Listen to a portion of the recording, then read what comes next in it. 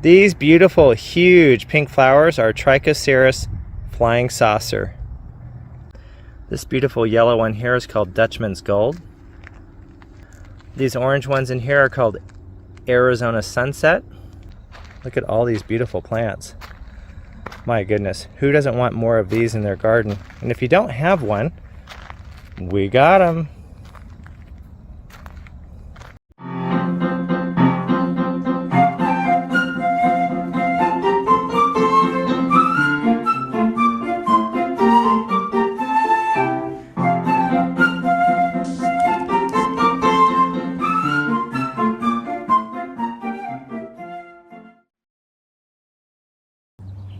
Good day everyone, my name is Anna. As you can see, I am not in my backyard. I wish I am. I wish this is my backyard, but it's not. I'm in a friend's house, a friend and a grower of cactus, of hybrid Echinopsis and Trichocereus, no other than Mr. Brent Wigand. Hello. Brent. Thanks for coming over.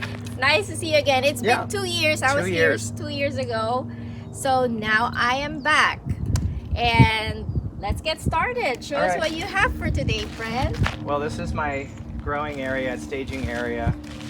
And these are plants that we're going to move up into larger pots and put out in the front for sale. And we also ship these plants too, so they're still shippable sizes. And, you know, for a plant like that, we typically sell them between $30 and $40, and we ship them in USPS flat rate boxes, and it gets to your house in 3 or 4 days. So they're easy to ship, which makes it really nice. But well, what are these that you have here on the so ground? this was a project I started on yesterday. I have large pots of Trichocereus flying saucer, which is probably one of the most popular Trichocereus there is, and it has an 8-inch pink flower. And I took these out of the pot, shook all the dirt off, and I'm taking off all the offsets, kind of like these, and I will root those into smaller pots and make them available to people who want to mail order or actually come over and buy them. So this is a propagation method. So I'm gonna have to pot these up in a day or two. I don't want to leave them out and let them dry too much, but they look terrible, but they've been butchered. And this is kind of how the propagation system works. So you just took them out of the pot just to take the offsets out. Yeah, and so then you pot them back. There's about 25 plants here, but I ended up getting about 200 offsets. So all various sizes. Wow. And the offsets should root, once they're put in dirt, they'll root in about 3 to 4 weeks. So that's during a spring or summer season, that is. So one of the most important things to know about these plants is a hybrid that is named, you have to get a piece off of the original plant to actually have that particular plant. So flying saucer can't really be, you can grow it from seed, but the seedlings aren't going to look exactly like the parent plants. So that confuses a lot of people. So to actually get a for real flying saucer, it has to be an offset off of a flying saucer or a cutting, which is the same thing. Right. You can grow them from seed, and some of them may come out very beautiful, but they won't be flying saucer. I noticed that these are like chopped off, like you chop the top off. Is that a propagation method? It is a way to force the plant to make offsets. And so you can chop the top off, and you can let the top dry for about 2 weeks in the shade, replant the top, and have your plant back, and then you have the base in a pot, which will create a whole bunch of offsets. So if you look over here, I can show you what they will look like about this time next year. So this is a plant that was a single, about that high. I chopped it off, re-rooted the top, and now I have 1, 2, 3, 4, 5, 6, 7, 8 plants. And so now I'm gonna dump these out, pick off all the offsets or pups, I call them pups, and then root those out for sale. And then replant the stump and let it do it again. And I've done that about 5 times, 5 years in a row. Sometimes the plants wither and I have to throw them out, but then I have the top portion that will regenerate and give me more plants. So it's a way of propagating plants a little bit faster than letting them do it on their own.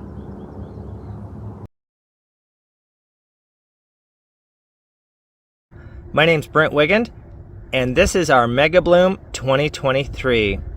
I'm going to show you some different plants in our nursery. And we specialize in Trichocereus, Echinopsis, and Lobivia, as well as a few other different plants.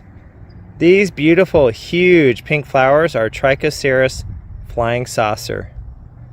And there are tons of different plants, different colors from yellow to purple to red to orange to yellow, bicolors, all kinds of different things. I'm just going to walk you through a little bit of the nursery and show you some of the plants that we have. We have quite a few different things. These are some of our stock plants that we use for propagation. These are some different plants here that we have for sale, from yellow, white, orange, red, and so on. But flying saucer has to be one of my very favorite plants. Here's a little area that we have in our growing grounds. Just a few flowers.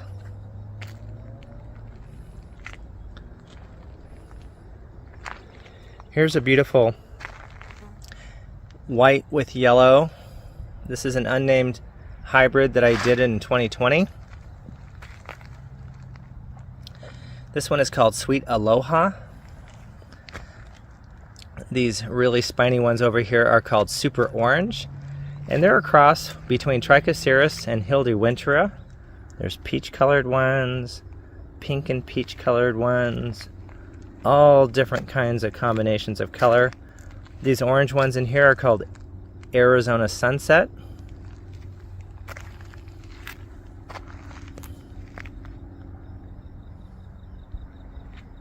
More flowers and more flowers and more flowers. And more flowers and more flowers. And most of my collections for Echinopsis and Lobivias are in here, but we do have a lot of plants. This is what I typically root into small pots so I can ship them. So shipping a giant plant like you saw out front is not really logistically feasible. The shipping is too expensive and it's hard to do. But if I can take an offset off of a big plant like that and then root it, I can ship a plant and put a lot more in a smaller box. It saves the person a lot of money with shipping. And because they're an offset off of a bigger plant, they will bloom even though they're small. Now a seedling can take 2 to 3 years to bloom, right? But when they're taken off of a plant that's already been blooming, they will bloom in a small state like this, a small stature. Right, I see a lot of them, though yeah, they they're have buds small, on them. They have buds. Yeah. See, this is so tiny and yet it's covered with buds. Right. This one's called Echinopsis Pink Party Cake. This one holds the record for the amount of reblooms in 1 year. I got this one to rebloom 9 times last year. Oh, wow. So it was almost I have one 3 or 4 that, weeks. yes. It would make a big show, and then the flowers would die off, and then new buds would form, and then another show, and the flowers would die off, and it just kept doing it and doing it. So we got flowers right about June. You can see they're just about to pop out, and we got flowers all the way till Thanksgiving. So that was a really long bloom cycle. Wow. So, and the flowers are pretty too. So it's not just a good rebloomer, it's a pretty plant. Okay, so these are what you ship? This is what I ship. Okay. But when you ship them, you don't ship them in pots, right? I can ship them in pots. If you want it shipped in a pot, I will do special requests. That's not a problem. It just takes up more space in the box. And a lot of people like to fill up, because I use flat rate USPS boxes. So you can get 4, 5, sometimes even 6 plants in one box. But if I ship them in the pot, you get less in one box. So if you want to pay for the extra shipping, I'll ship them in the pot. That's not a problem at all. And for some people, they don't have the soil or the amendments to put on it or a pot to put it in, so it might be nice to just have it shipped in a pot. Okay. So that's I see you have easy. lots of peanut cactus these here. are the Chamaraceris. Yeah. Do you sell these, or are these for your Well, this is my collection right hybrids? here, and I will be selling these. We'll be picking these off and propagating them. I just need to photo category as many as I can. not everything I have a photograph on. So it's really hard to sell a plant without a photograph. Nobody knows what you're talking about. And so you have to have good photos, and they have to be your photos. So these are some seedlings that we did we grew them, germinated them 26 weeks ago. So just a little over 2 years, and they're already starting to put out bloom spikes. And we've actually had flowers on quite a few of them. So these are from seeds? These are from seed. Seed grown. Right. 2 years. 2 years. They grow a little fast. over 2 years. They can if you use the right soil and give them the right conditions. So one of the things I did with the soil here is I actually hand blended this soil and put Osmocote Triple 14 time release fertilizer in the soil. Now typically the Osmocote is put on top of the soil, and every time you water it goes into the plant. But because the pot is so small, I actually blended it into the soil. So every time it gets wet, it's slow feeding the plant. So these plants got a continual feed throughout the entire summer last year and just grew and grew and grew. So that's one way that I sped up the process. This one's just starting to peek out. I usually don't touch the flowers because it damages them, but there it is. Which one is this? This is a hybrid I did, and I don't know if it has a name. Oh, it's called Phoenix. Phoenix. That's another hot place. And there are quite a few people that grow these in Phoenix, and they do just fine. How do you water all these plants, Brent? Because these ones, because they're in pots, I use a hose with a spray nozzle. I just walk down the aisles and spray them. Straight from the faucet, Straight like tap from the water? hose and the faucet, right. Do you mix something? Nope. Or treat your water? Nope. No? It's just municipal water. And I always water them twice. I don't just water them once. I'll water this row, and then I'll water this row, and then when I'm coming back down, I'll water the row I just did a second time. Very important that you water things twice, not just one time. Because if a plant did dry out really, really dry, oftentimes one watering won't rehydrate all the soil, and then you'll get dry spots in your plant soil. So it's really good to drench them. When they want water, drench them, and then let them dry out again. How often do you water now in springtime? We haven't had to do much watering because of all the rain we had this year, but I watered maybe 2 times so far this year, since January. Of course, they don't want water when it's cold. They want water when it's above 75 degrees. So when it's above 75 degrees and they dry out, that's when I start to water them. And even in the summertime when it's really, really hot, 90 plus degrees, 100 degrees, I'm watering them about every 4 to 5 days. In the fall and the spring, I can get away with watering them once every 10 days to once a week. So you just kind of got to look at your plant and see where it's at. One good thing you can do to find out if your plant is really dry at the bottom is to pick it up. And if it's got a wet spot on the bottom, it's still got moisture at the bottom of the pot. It may be dry at the top, but it's nice and wet at the bottom. So this plant, even though it looks dry on top, it's got lots of water in it. So it doesn't need any water. And that's a good rule of thumb. You can even have a plant on a patio. If you tip it up and it's still moist underneath, there's lots of water in it. So that's one good way of doing it. And if it's really heavy, you know there's a lot of water in it. But don't let them dry out too much. I don't want you to get into that, oh, let's wait until it's really, really, really dry, because then it's really hard to get them rehydrated.